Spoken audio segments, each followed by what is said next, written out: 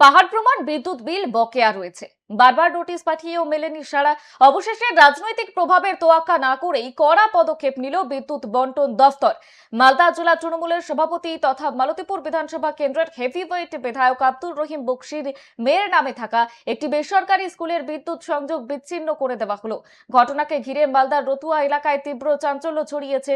অভিযোগ উঠছে, বছরের পর বছর বিদ্যুতের বিল পরিশোধ না করায় স্কুলটির বকেয়া বিলের পরিমাণ আকাশ ছোঁয়া হয়ে দাঁড়ায়। আর সরকারি নিয়ম মেনে শেষ পর্যন্ত লাইনের সংযোগ কেটে দেয় দফতর। বিদ্যুৎ বন্টন কোম্পানি সূত্রে জানা গিয়েছে, রতুয়ার ওই বেসরকারি শিক্ষা প্রতিষ্ঠানটির মূল বকেয়া বিলের পরিমাণ ছিল প্রায় 11 লক্ষ টাকা। দীর্ঘদিন বিল না মেটানোর কারণে তার সঙ্গে আরো প্রায় 5 লক্ষ টাকা জরিমানা ধার্য করা হয়েছে। সব মিলিয়ে মোট বকেয়ার পরিমাণ দাঁড়িয়েছে প্রায় 16 লক্ষ টাকা। বিদ্যুৎ বন্টন কোম্পানির মালদা রিজিওনাল ম্যানেজার সৌমেন দাস এই খবরের সত্যতা স্বীকার করে নিয়েছেন। তবে এই ঘটনার পর সাধারণ মানুষের মনে প্রশ্ন উঠতে শুরু করেছে, এত বিপুল পরিমাণ টাকা বকেয়া থাকা সত্ত্বেও এতদিন কেন বিদ্যুৎ দফতর কোনো রকম কড়া পদক্ষেপ করেননি।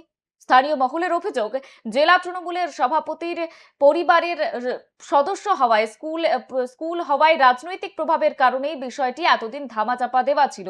আর এই ঘটনার সামনে আসতেই শাসক দলকে তীব্র আক্রমণ জানিয়েছে গেরুয়া শিবির।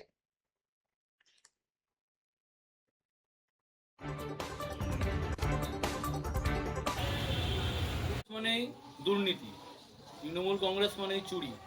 তৃণমূল কংগ্রেসের বিধায়ক মালতীপুরের জেলা সভাপতি, তিনি তার নিজের নামে, তার বকলমে তার যে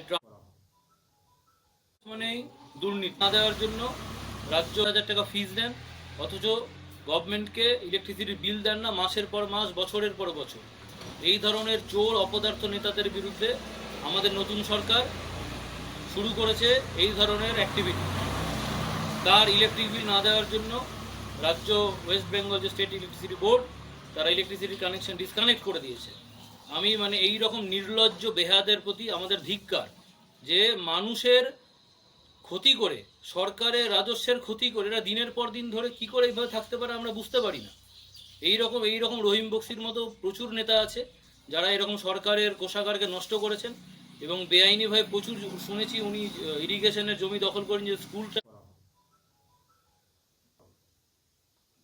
নমস্কার। আজকে রাজ্য সরকার আসার সঙ্গে বিল বাকি আছে নিয়ে নিয়েছি এবং দুটো স্কুলেরই কানেকশন কেটে দেওয়া হয়েছিল এবং তার মধ্যে অল্প সামান্য যেটা প্রায় 56,000 সেই পেমেন্ট তারা করে দিয়েছে। বাকি যেটা রেজিনা খাতুনের নামে দেখা যাচ্ছে সেটার নামে কিন্তু বকলমে সেখানে দেখা যাচ্ছে স্কুলে, এবং সেটাতে প্রায় 11 লক্ষ টাকা বিল বাকি আছে। সঙ্গে আমাদের যে এলপিএসসি সেটা প্রায় 5 লক্ষ। আমরা আমাদের অফিস থেকে নিচের যে ডিভিশন, চাঁচল ডিভিশন এবং সাপ্লাই অফিস পরানপুর, তাদেরকে আমাদের ইনস্ট্রাকশন দেওয়া হয়েছে, তাদের 100% পেমেন্ট না পাওয়া পর্যন্ত কোনো রকম কানেকশন জোড়া যাবে না।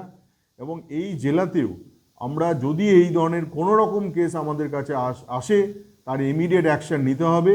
যেখানে সরকার এত সুন্দর পদক্ষেপ নিয়ে চলেছে, আমাদের বিদ্যুৎ দপ্তর মালদা জেলায় তার সঙ্গেই সেই সময় তার জায়গায় আমরা কাজ করে এগিয়ে যেতে চাইব।